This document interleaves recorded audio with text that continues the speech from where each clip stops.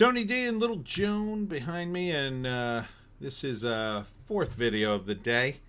Don't forget, tomorrow's a live stream at 7, and I'll be at the Act 2 books tomorrow in Flemington, New Jersey from 10 to 5 or 6 for the big book fest. Been going on for days.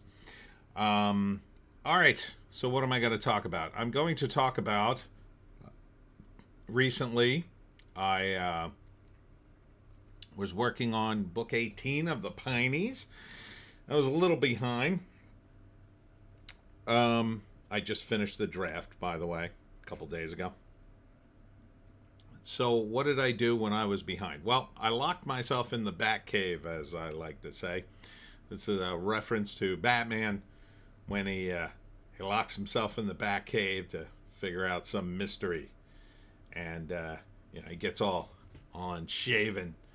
That happened during Nightfall. And it's Batman putting in the overtime to save Gotham. So that's what I was doing, putting in the overtime. And I needed to get the book.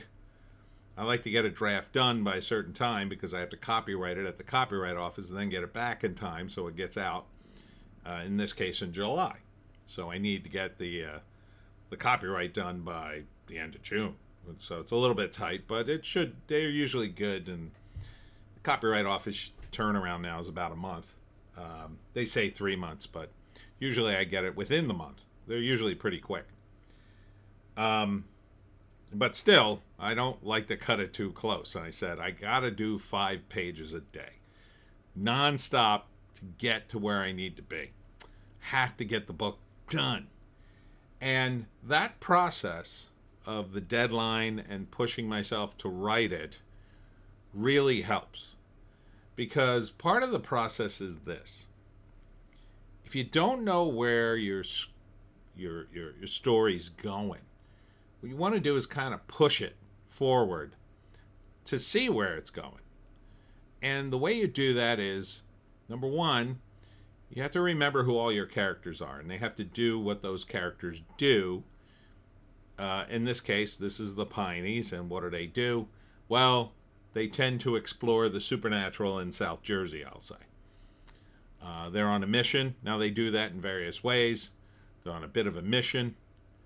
At the same time, there were other character things going on. Some of them go along with that mission, and some of them hinder that mission in various ways. So that's going on too. So that's sort of the subplot. So you've got the mission of the Pineys fighting the supernatural in South Jersey, and then you got this sort of, I'll just call it the life stuff that interferes with that. And that's all moving forward. So I just pushed that forward in book 18 as hard as I could. Now, I had an idea and a basis for it, but I needed to get some pages. So I just said, I got to push this forward. I got to push this forward right now. Things got to start happening. And I had some ideas, and rather than, a lot of times what I think writers do is they say, oh, I'm going to save that. I'm going to save that idea for later. That'll be good for later. That idea is for later. No, I couldn't afford to do that. So I just started putting those ideas down. I said, I'll have to come up with some other idea that's even bigger than and better than this idea.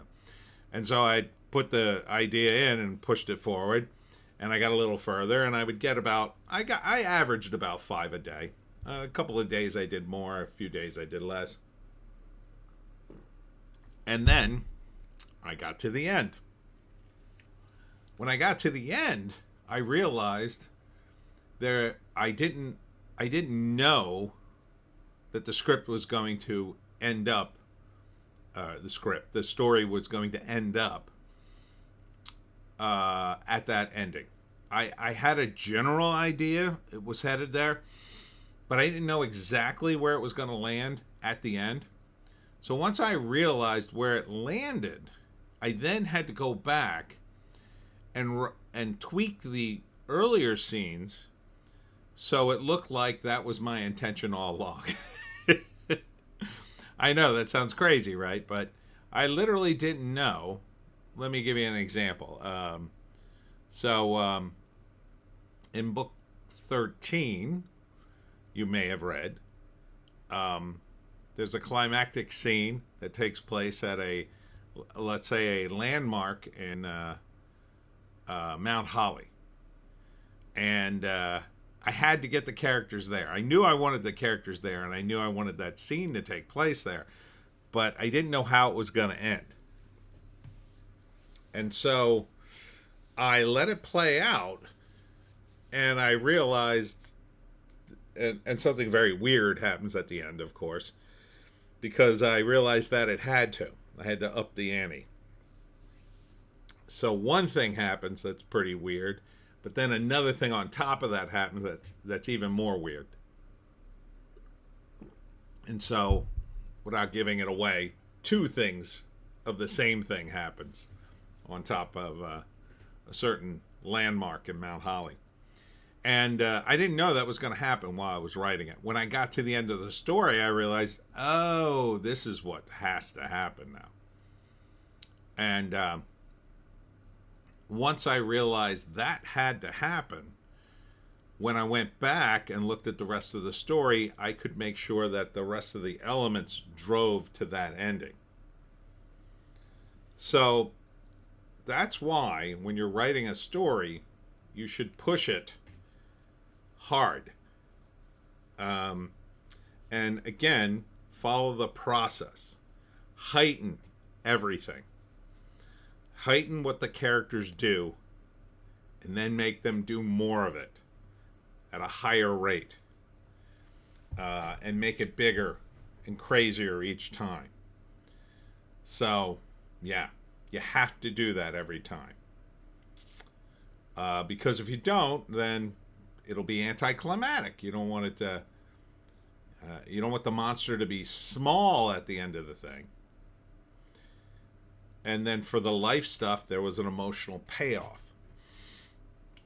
And it all came together, and I was pretty happy with it. So that's what I did over the last 10 days. And the other element of all that, the non-writing part was, I felt like I had time traveled about 10 days, because I really just sort of shut myself off from the rest of the world. Now, I'm kind of that way normally. I live a mostly lonely existence during the week and whatever. But this time, I had to just buckle down because I was behind. And I have other things to do, as you know.